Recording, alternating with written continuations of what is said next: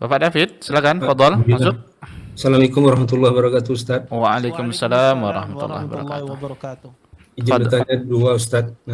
Ini Ustaz, apabila kita keadaan safar ya, mungkin 2 hari atau keadaan mukim 3 hari ke atas, itu apakah diperkenankan Ustaz kita sholat wajibnya tuh di dalam hotel atau penginapan 5 waktu itu.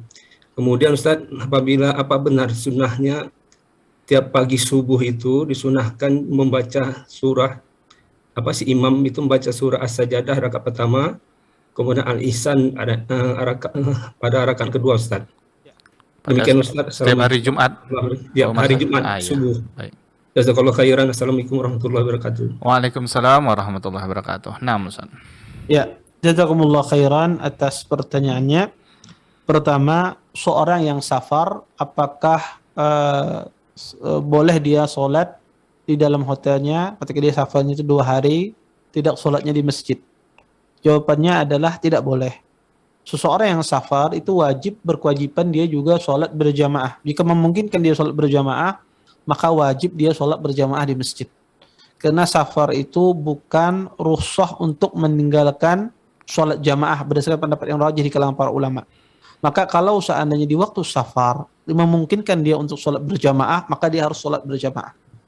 Tetapi kalau seandainya tidak memungkinkan di waktu safar dia sholat berjamaah, tidak memungkinkan, maka tidak mengapa dia tidak sholat berjamaah. Ya, sehingga ketika safarnya itu dilihat kondisinya. Kalau seandainya dia berada di suatu tempat, dia musafir, bisa dia sholat berjamaah, maka dia harus sholat berjamaah. Maka tidak boleh dia tidak sholat berjamaah. Ya, ini poinnya. Terus bagaimana Ustadz? Saya kan musafir, boleh saya menjama'? Iya, maka Anda sholat zuhurnya berjamaah. Ketika sholat asar Anda jama', maka tidak mengapa. Tetapi salah satu sholat tersebut harus Anda laksanakan secara berjamaah. Misalnya maghrib dan isya, maka Anda sholat maghrib berjamaah. Ya. Kemudian kalau isyanya Anda jama' di maghrib, maka tidak mengapa, diperbolehkan seorang musafir menjama' dan muqassar sholatnya. Maka jama' dan qasar ini masalah yang lain. Sholat berjamaah juga ini masalah lain. Maka seorang musafir tidak gugur kewajiban sholat berjamaah tersebut kalau seandainya memungkinkan bagi musafir tersebut untuk sholat berjamaah ketika safarnya. Entah itu safar sayrun nazil, ya safarnya sudah sampai di tempat tujuan, ataukah safarnya sayr, ya masih di perjalanan. Maka kedua keadaan ini tetap dia diwajibkan sholat berjamaah, kecuali dia tidak memungkinkan untuk sholat berjamaah. Ya. Taib. Mengenai pertanyaan yang kedua, mengenai apakah membaca surah As-Sajdah dan kemudian membaca surah Al-Insan ini disunnahkan dibaca di waktu subuh setiap hari Jumat. Jawabannya iya, disunnahkan setiap subuh di hari Jumat. Berdasarkan hadis Abi Hurairah radhiyallahu taala anhu, qala kana Rasulullah sallam yaqra'u fi salatil fajr yaum al-jum'ah alif lam mim tanzil as-sajdah wa hal ata 'ala al-insan. Kata Abu Hurairah radhiyallahu taala anhu, sesungguhnya Nabi sallallahu alaihi wasallam beliau membaca di waktu salat subuh di hari Jumat, beliau membaca surah As-Sajdah dan membaca surah Al-Insan. Hadis ini hadis yang sahih, dikeluarkan oleh Imam Bukhari dan Imam Muslim. Oleh karenanya sunnah kita membaca 2 surah ini di dalam salat Jumat di waktu subuhnya. Ya, pada hari Jumat di waktu subuh.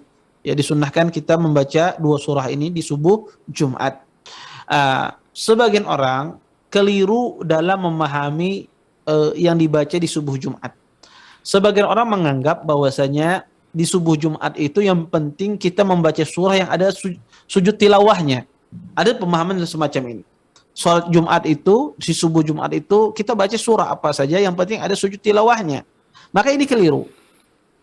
Di subuh Jumat itu tidak dimaksudkan untuk membaca surah yang ada sujud tilawahnya. Tetapi dimaksudkan hanya membaca surah Sajadah dan membaca surah Al-Insan. Bukan tujuannya membaca surah yang ada sujud tilawahnya. Sehingga kadang-kadang sebagian orang mengganti surah Sajadah ini di waktu subuh Jumat dengan surah yang lain. Surah yang ada juga sujud tilawahnya seperti surah Al-Alaq dan surah yang lainnya. Maka ini keliru. Karena yang dimaksudkan di sini bukan sujud sajadahnya, tetapi yang dimaksudkan di sini adalah dalam hadis ini adalah surahnya, yaitu surah Sajadah. Kebetulan di surah Sajadah itu ada ayat tilawah, ada ayat sujud tilawah, maka kita sujud di sana. Ya. Kenapa kata para ulama disunnahkan membaca surah Sajadah pada hari Jumat? Karena kandungan isinya luar biasa. Karena surah Sajadah itu menjelaskan ya penciptaan manusia, menjelaskan hari kebangkitan, ya menjelaskan tentang hari kiamat, menjelaskan tentang surga. Maka banyak sekali perkara-perkara yang dijelaskan pada surah Sajadah, sehingga sangat cocok ya dibaca pada hari Jumat, ya dibaca pada hari Jumat. Di dua surah ini, surah Al-Insan dan surah Sajadah ini banyak sekali ya perkara-perkara yang berkaitan dengan tadi hari kiamat, berkaitan dengan hari kebangkitan, sehingga disuruh dibaca pada subuh Jumat.